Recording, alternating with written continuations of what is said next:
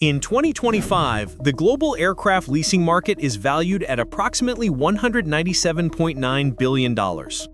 This impressive figure represents a silent transformation in modern aviation.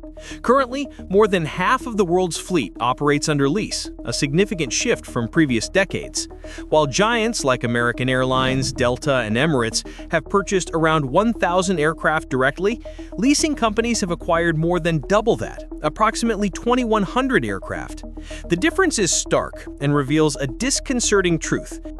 Airlines no longer own most of the planes that display their brands. With staggering and little-publicized numbers, this reality raises questions about transparency and accountability in the aviation industry. Who really controls the aeronautical market? If you're also passionate about the world of aviation, consider subscribing to the channel and supporting our team.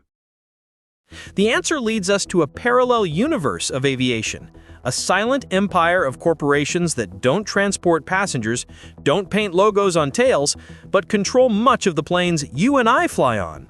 AerCap, the world's largest leasing company, alone owns 1,700 aircraft. To put this in perspective, that's almost double the entire fleet of United Airlines, one of the largest carriers in the United States.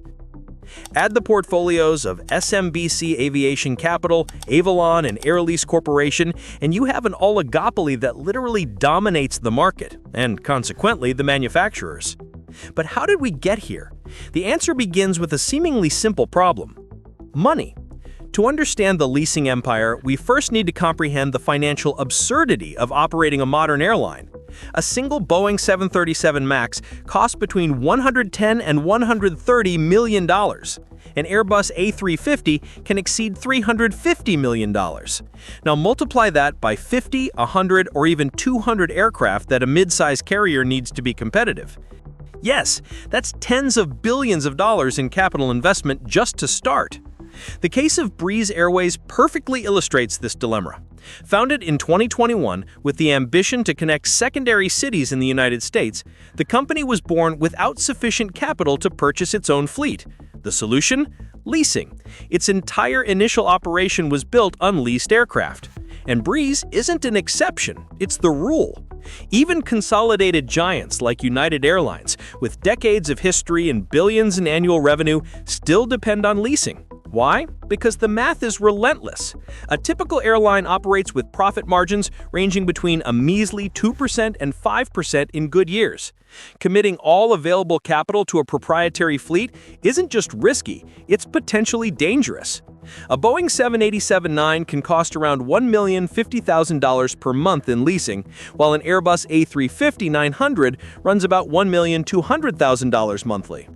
Impressive numbers, no doubt, but when you compare it to the upfront purchase cost, added to depreciation costs, immobilized capital maintenance, and the inevitable asset devaluation, leasing starts to make much more sense. There's another crucial factor: flexibility. The airline industry is one of the most volatile markets on the planet. Economic crises, pandemics, wars, brutal fluctuations in fuel prices, all these events can transform a valuable fleet into a financial burden overnight. With leasing, a company can return planes, renegotiate contracts, or simply not renew during tough times. Now try doing that with 50 planes you just bought. But why does leasing solve so many problems? The answer lies in the financial model itself. When a company buys a plane, it records an asset on the balance sheet, but also assumes a gigantic debt and must deal with continuous depreciation of that asset. Leasing, on the other hand, is treated as an operating expense.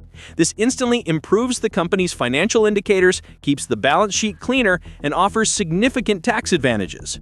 This transformation didn't happen overnight. It was the result of a silent revolution that began more than 40 years ago, when the regulatory change in the United States completely transformed commercial aviation.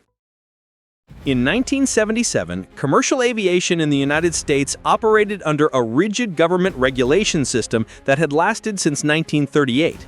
The Civil Aeronautics Board controlled practically everything: which routes airlines could fly, how much they could charge, how many competitors could operate in each market. It was a predictable, stable world, and for many, suffocating. Then came '78, and with it, the Airline Deregulation Act, one of the most dramatic regulatory changes in American aviation history.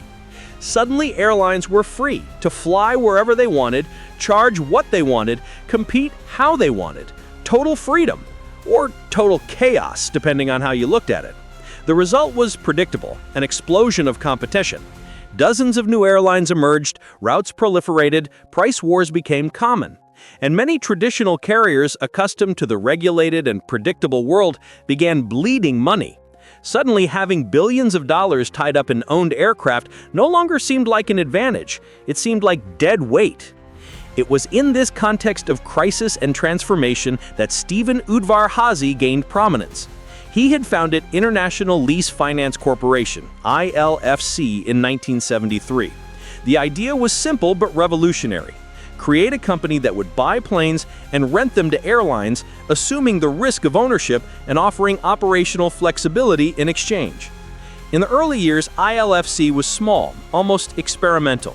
But the 1978 deregulation transformed this niche model into an urgent necessity. Airlines in financial difficulty began selling their planes to companies like ILFC and then leasing them back, the famous sale and leaseback that would become the industry's backbone. The model worked because it solved problems on both sides. But while Udvar-Hazy was building his empire in the United States, across the Atlantic, a visionary Irishman was about to do something even more ambitious: transform his entire country into the global epicenter of this new industry. When you think of tax havens, you probably imagine Caribbean islands or discreet Switzerland. You'd hardly think of Dublin, with its rainy weather and traditional pubs. But in the world of planes, Dublin is exactly that, a paradise where billions circulate with impressive tax lightness. In 1975, Tony Ryan founded Guinness Peat Aviation in Shannon, Ireland, a strategic choice for its common law legal system, qualified workforce, and attractive tax incentives. GPA prospered in the 1980s, driven by global deregulation coming to control a multi-billion-dollar fleet by 1990. But the Gulf War in 1991 devastated global aviation and ruined its initial public offering, leading to crisis in the company's sale. Even so, Ryan consolidated Ireland as the epicenter of aircraft leasing, a legacy that endures, with more than 60% of the world's leased aircraft managed from Dublin. When Aircrap moved its headquarters to Dublin in 2015, it was simply following a path paved decades earlier. Today, more than 60% of the world's leased aircraft are managed from Ireland. Ireland's rise as a global aircraft leasing hub was a strategy carefully built on three pillars. The first, fiscal, combines a corporate tax rate of just 12.5% with an extensive network of tax treaties, more than 70 countries, that reduce withholdings and avoid double taxation. Additionally, the country allows accelerated depreciation of aircraft, reducing the tax base in the early years and generating millions in savings per plane. The second pillar is legal. Ireland's common law system brings security and familiarity to multi-billion-dollar international contracts. Finally, the third pillar is expertise.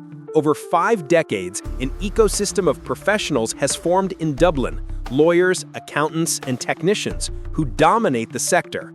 Everything seems to work perfectly until a tragedy reveals what few realize.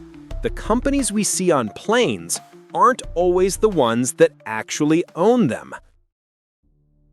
March 2014, Malaysia Airlines flight MH370 disappears with 239 people.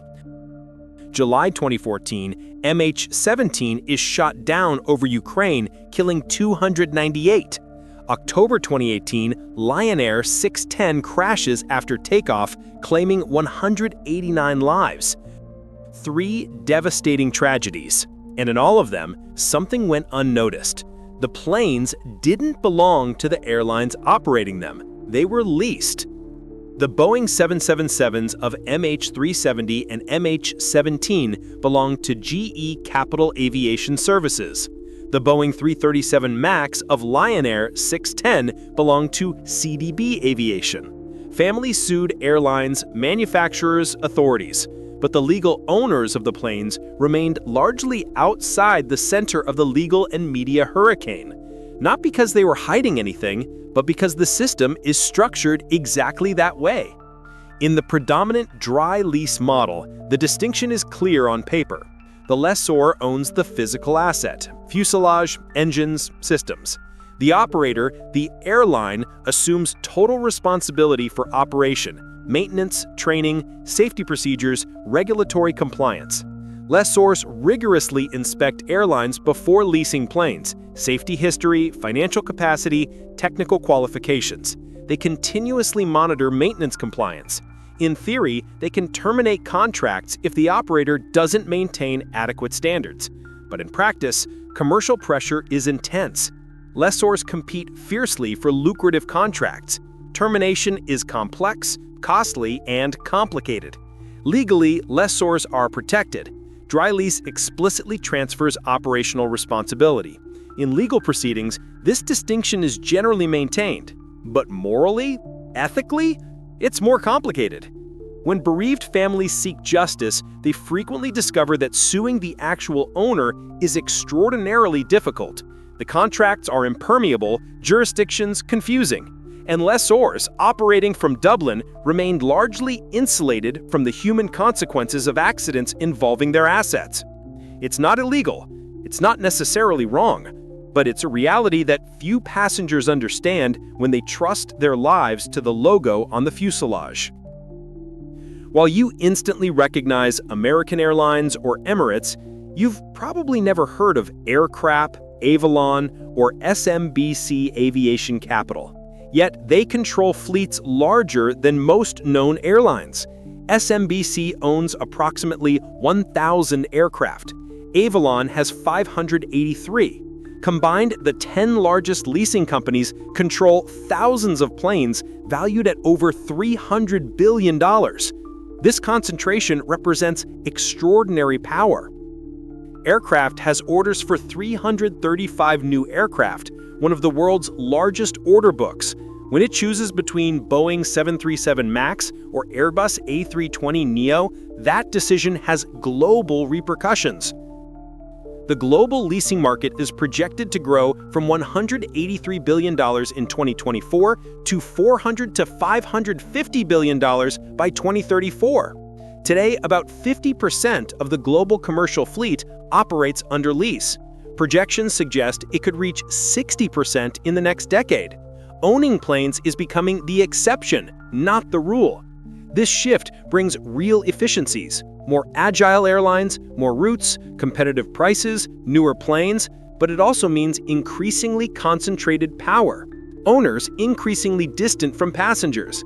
Complex systems of contracts and corporate entities standing between you and the asset that sustains your life. Airlines have no incentive to highlight that the plane is leased.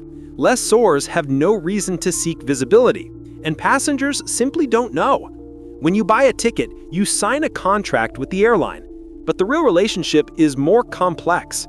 It has a contract with you, with the lessor, who has contracts with manufacturers, insurers, banks. It's a fragmented chain where locating final accountability is extraordinarily difficult.